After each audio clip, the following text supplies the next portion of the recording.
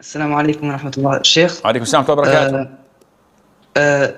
I have a mucus in my throat and I force it out. Is this okay or is this waswasa?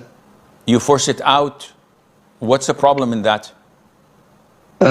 Because I thought it's waswasa, so I just sometimes Amen. Amen. If you keep it, what will happen? I would English not good. Yani, will you die? Will you suffocate and die? No. Okay. If you swallow it, what will happen? It has sicknesses in it and it would be bad for me. Okay. So if you take it out and spit it out, what will happen? It has no impact. It has no impact on your salah. It has no impact on your fasting. It has no impact on your Islam. So I don't know, why are you asking about the ruling of forcing mucus out of your throat? What's the confusion? I sometimes am in the school and I need multiple times to put it out of my mouth. And No. I thought it was waswasa because it doesn't. No, there is no waswasa in it. It's up to you. Either you keep it, swallow it, or spit it out. There is nothing regarding the rulings of Islam about that. An anonymous questioner says, as a wife who feels uncomfortable during intimacy always and informs her husband about how she feels and he just apologizes and it's the same way always. And she doesn't want to offer herself sometimes because she doesn't get excited about it. Is she sinful if she says no?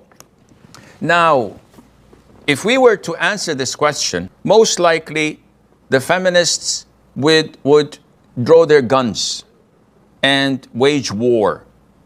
And if we don't answer this question, we would be accountable at the sight of Allah Azza wa Jal for concealing knowledge.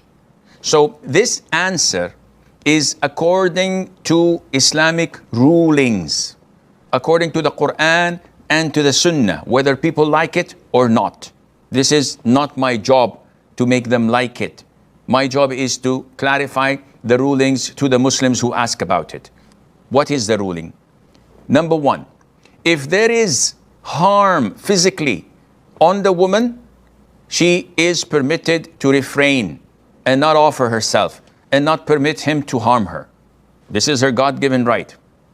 Number two, if she is only not feeling excited and she's not enjoying it, but it's not harming her, and there is no hardship on her or physical harm on her, it is prohibited for her